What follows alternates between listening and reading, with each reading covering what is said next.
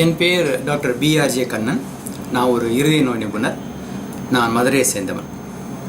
இந்த அறிவியல் ஆரோக்கியம் அல்லது சயின்டிஃபிக் ஹெல்த் அப்படின்னு ஒரு யூடியூப் சேனல் இப்போ ஏன் தொடங்குகிறோம்னா, இப்போது சமூக வலைதளங்களையும் ஆகட்டும், அல்லது ஊடகங்களாகட்டும், அல்லது இவன் பத்திரிகைகளாகட்டும், உணவு சம்மந்தமான, நோய் சம்மந்தமான நிறைய விஷயங்கள் வந்துட்டு தான் இருக்குது.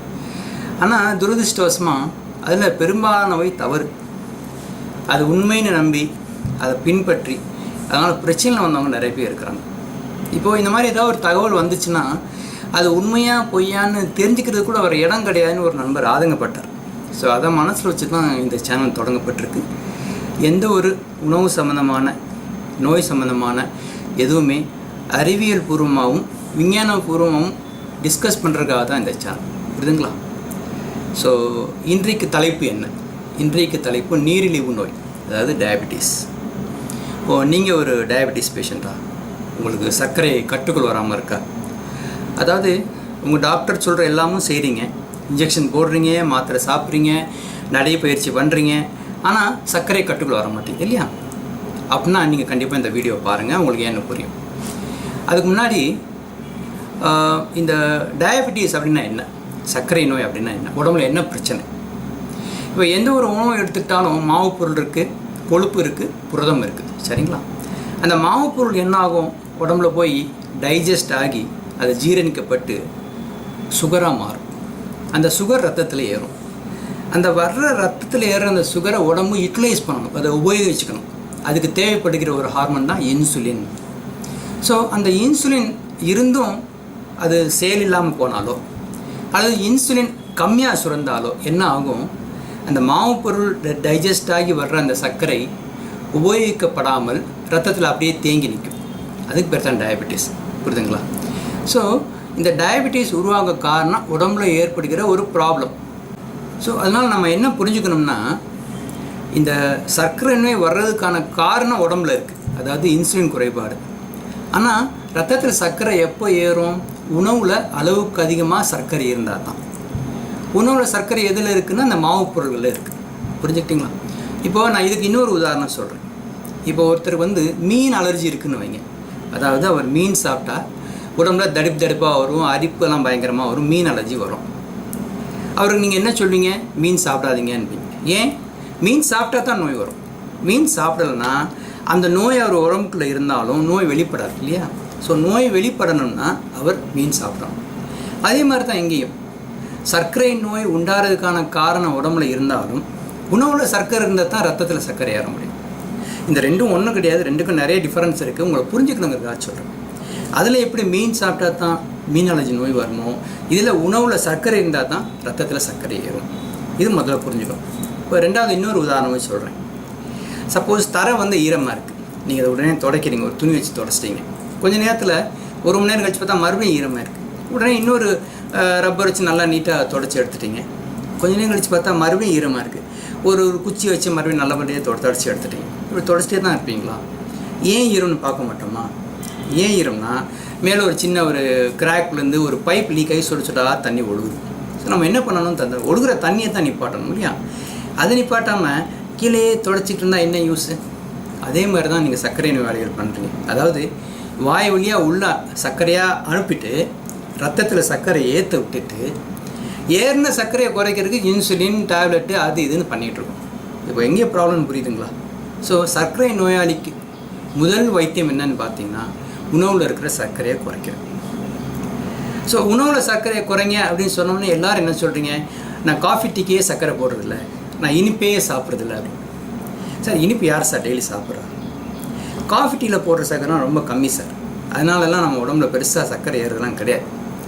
ஆனால் எதனால் சர்க்கரை ஏறுதுன்னா, இட்லி, தோசை, சாதம், சப்பாத்தி, பொங்கல், ரவா தோசை, ரவா உப்புமா, இப்படி நம்ம அன்றாடம் சாப்பிட்ற எல்லா உணவுலையும் சர்க்கரை தான் இருக்குது. என்ன சார் இப்படி சொல்கிறீங்க அப்படின்னு கேட்கலாம். பட் இதுதான் உண்மை. அன்ஃபார்ச்சுனேட்லி ஒரு ரூல் இருக்குங்க. காலையிலேருந்து இரவு வரைக்கும் நம்ம சாப்பிட்ற உணவில் 50% தான் மாவு பொருள் இருக்கணும்னு ஒரு ரூல் இருக்குது. ஆனால் இப்போ நீங்கள் பாருங்கள், காலையில் இட்லி தோசை, மதியானம் சாதம், நைட்டுக்கு சப்பாத்தி, இது கேல்குலேட் பண்ணோம்னா 85-90% மாவு பொருள் தான். நம்ம மட்டும் இப்படி கிடையாது. கேரளேட்ஸ் பாருங்கள், அவங்க இதே மாதிரி இட்லி தோசை இல்லைன்னா அப்பம் புட்டுன்னு சாப்பிட்றாங்க. அதுவும் ஃபுல் மாவு பொருட்கள் தான். கர்நாடகாலையும் அப்படி தான், ஆந்திராலையும் அப்படி தான். வட இந்தியாலையும் பார்த்தீங்கன்னா 3 வேளைக்கு ரொட்டி அல்லது ரொட்டி சம்மந்தமான கோதுமையில் செஞ்ச மற்ற பொருட்கள் ஃபுல்கா அது இதுன்ட்டு. அதனால தான் இந்தியாவில் இவ்வளோ காமனாக நமக்கு சுகர் ப்ராப்ளம் இருக்குது. சரியா? ஸோ இப்போ எப்படி இதை குறைக்கிறது? முதல்ல என்ன புரிஞ்சுக்கணும், உணவில் சர்க்கரையை எவ்வளோ கம்மியாக சாப்பிட்றோமோ அவ்வளோ கம்மியாக சாப்பிடணும். ஸோ எந்த உணவு சர்க்கரையை கொடுக்குது? அரிசி, கோதுமை, கேப்பை, கேழ்வரகு, கம்பு, ராகி, திணை, குதிரைவாளி, வரகரிசி, ஓட்ஸ் எல்லாமே சர்க்கரை தான். என்ன சார் எல்லாமே சொல்லிட்டீங்க, இப்போ சாப்பிட்றது ஒன்றுமே இல்லையே? இல்லை, அப்படி இல்லை. நம்ம இது வரைக்கும் யோசிக்காதனால நமக்கு சாப்பிட ஒன்றும் இல்லாத மாதிரி தோணுது. இப்போ நான் சொல்கிற மாதிரி பண்ணுங்கள். காலையில் 2 முட்டையும் பாலும், இல்லைன்னா ஒரு பயிர் வகையில் ஏதாவது சாப்பிட்டுக்கலாம், இல்லைன்னா ஒரு கையளவு பழங்கள், இல்லைனா கொஞ்சம் தயிர் சாப்பிட்டு சும்மா இருந்துக்கலாம். இந்த மாதிரி நீங்களே பிளான் பண்ணிக்கலாம். என்ன இருக்கக்கூடாது, அதில் மாவு பொருள் இருக்கக்கூடாது.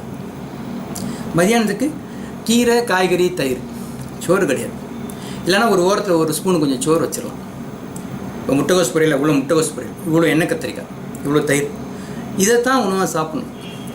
டிஃபிகல்ட்னு நினைக்காதீங்க, முடியும். கொஞ்சம் நாள் கஷ்டமாக இருக்க ஒரு முடிஞ்சிடும். இரவுக்கு இன்றைக்கி சுண்டல், நாளைக்கு பச்சை பட்டாணி, ஒரு நாள் பட்டர் பீன்ஸு, தானியங்களை அவிச்சது, ஒரு நாளைக்கு பன்னீர், ஒரு நாளைக்கு காளான், இப்படி நீங்களே பிளான் பண்ணுங்கள். ஒரு கப்பு நிறைய காளான் சாப்பிட வேண்டியது மெல்ல சந்தோஷமாக. அதுதான் டின்னர். ஸோ இட்லி, தோசை, சாதம், சப்பாத்தி கிடையாது. அசைவம் சாப்பிட்ணுமா, அதுவும் சாப்பிட்லாம். இப்போ உதாரணம் நாளைக்கு மத்தியானம் உங்களுக்கு கோழி சாப்பிட்ணுமா, ஒரு 1/4 கிலோ கோழி வாங்கி கூட கொஞ்சம் வெங்காயம் வச்சுட்டு சாப்பிட்டு எந்திரிங்க. சோறு கிடையாது. இப்போ பிரச்சனையே அங்கே தான் வருது. நிறைய பேர் நான் வெஜிடேரியன் சாப்பிட்றேன்னு சொல்லிக்கிறீங்க இல்லையா? நீங்கள் யோசிச்சு பாருங்கள். ஒரு 100 கிராம் சிக்கன் சாப்பிட்டிங்கன்னா ஒரு 1/2 கிலோ இல்லை 1 கிலோ அரிசி சாப்பிடுவீங்க. ஒரு 100 கிராம் மட்டன் சாப்பிட்டிங்கன்னா 1/2 கிலோ 1 கிலோ பிரியாணி சாப்பிடுவீங்க. நீங்கள் இங்கே சாப்பிட்ற இந்த அரிசியும் பிரியாணியும் தான் உங்கள் நோயை கொண்டு வருதுன்னு நீங்கள் உணரலை. ஆனால் பழிய போகிறது எல்லாமே அங்கே இருக்கிற சிக்கன் மேலேயும் மட்டன் மேலேயும். ஸோ வாரத்துக்கு 2 நாளோ 1 நாளோ 2 நாளோ நீங்கள் நான் வெஜிடேரியன் சாப்பிட்ற தப்பே கிடையாது. ஆனால் சாப்பிட்ற நீங்கள் அதை மட்டும் சாப்பிடணும்னு ஒரு உறுதி எடுங்க. புரியுதுங்களா? ஸோ இந்த மாதிரி செஞ்சிங்கன்னா சர்க்கரை எப்படிங்க ஏறும்? கண்டிப்பாக சர்க்கரை குறையும். சரி, இடையில பசிச்சா என்ன பண்ண? வெள்ளரி பிஞ்சு, கேரட்டு, தேங்காய் எவ்வளோனா சாப்பிட்டுக்கலாம். இதெல்லாம் அளவே கிடையாது. அதே மாதிரி சமைக்கிறதுக்கு நெய், எண்ணெய், வெண்ணெய் எல்லாம் உபயோகிச்சுக்கலாம். வேண்டிய அளவு உபயோகிச்சுக்கலாம். அதுவும் பயம் வேண்டாம். அந்த மாதிரி பண்ணோம்னா தான் நம்ம வேண்டிய புரதச்சத்தும் கூடுதலாக எடுப்போம், வேண்டிய கொழுப்பு சத்தும் கூடுதலாக இருப்போம், நம்ம எடுக்கிற சர்க்கரை சத்து அதாவது மாவு சத்து குறையும். அப்படியாச்சுன்னா கண்டிப்பாக சர்க்கரை கட்டுக்குள் வந்து தான் ஆகணும். இதை தொடங்கிட்டோம்னா ஒரு வாரம் ஒரு மாதிரியாக இருக்கும், அப்புறம் பழைய போயிடும். உடம்பு ஈஸியாக ஏற்றுக்கும், மனசு தான் ஏற்றுக்காது. நீங்கள் மனசை ஏற்றுக்கிட்டு பண்ணிங்கன்னா உடம்பு ஈஸியாக ஏற்றுக்கும். இதில் ஒரு முக்கியமான ஒரு விஷயம் சொல்கிறேன். இதை யார் புரிஞ்சுக்கணும்னா நம்ம குடும்பத் தலைவிகள் புரிஞ்சுக்கணும். எந்தெந்த வீட்டில் குடும்பத் தலைவிகள் இதோட அருமையை உணர்ந்துருக்குறாங்களோ அவங்க கரெக்டாக மாற்றி கொடுக்குறாங்க. அவங்க ஹஸ்பண்டுக்கும் அவங்களுக்கும் கண்டிப்பாக சர்க்கரை குறையுது. எந்தெந்த வீட்டில் குடும்பத் தலைவிகள் இதை உணரலையோ 2 இட்லி தானே சாப்பிடுங்க சார், கொஞ்சம் சோறு தானே போகிறீங்க, பரவாயில்ல போடுங்கன்னு போட்டு சர்க்கரையை கூட்டிகிட்டு தான் வராங்க. ஸோ நான் சொன்ன இந்த கருத்துக்களை எல்லாரும் புரிஞ்சுக்கணும். முக்கியமாக புரிஞ்சுக்க வேண்டியது குடும்பத் தலைவிகள். இது மாதிரி செஞ்சுட்டு 100-120 யூனிட் இன்சுலின் போட்டவங்க 5-10 யூனிட் குறைச்சிருக்கிறாங்க. 20-30 யூனிட் இன்சுலின் போட்டவங்க மாத்திரையிலே கண்ட்ரோல் ஆகிற மாதிரி வந்திருக்கிறாங்க. 4-5 மாத்திரை போட்டவங்க 1-2 மாத்திரையாக குறைச்சிருக்கிறாங்க. 1-2 மாத்திரை போட்டவங்க மாத்திரையே இல்லாமல், அதாவது சுகரே இல்லாமல் வாழ்ந்துட்டுருக்குறாங்க. இதெல்லாம் உண்மை. நான் சும்மா இதை கதை சொல்கிறேன்னு நினைக்காதீங்க. இது எல்லாமே என்கிட்ட வர நோயாளிகள் வைத்தியம் பார்த்துட்டு அதில் அனுபவத்தை நான் பேசுகிறேன். இதெல்லாம் முழுக்க அறிவியல் சார்ந்த ஒரு தேர்வு, ஒரு குறுக்குவழியே கிடையாது. ஸோ இது கண்டிப்பாக ஃபாலோ பண்ணுங்கள். உங்களுக்கு இதனால் நிறைய நன்மைகள் கிடைக்கும். இதை பற்றின சந்தேகங்கள் பொதுமக்களாகட்டும் அல்லது என்னுடைய மருத்துவ நண்பர்களாகட்டும் இந்த கமெண்ட்ஸை எழுதுங்க. அதுக்கு நம்ம தக்க விடையை பார்ப்போம். ஸோ மீண்டும் இதே மாதிரி உணவை பற்றி இன்னும் விரிவாக, இந்த பேலன்ஸ் டயட்னால் என்ன, நம்ம சாப்பிட்ற பேலன்ஸ் டயட்டா, இந்த பேரியோ டயட்னு சொல்கிறாங்களே அது என்ன, அப்படிலாம் நம்ம அடுத்த வீடியோவில் பார்ப்போம். என்னோட இணைஞ்சு இந்த வீடியோ பார்த்தமைக்கு நன்றி. வணக்கம்.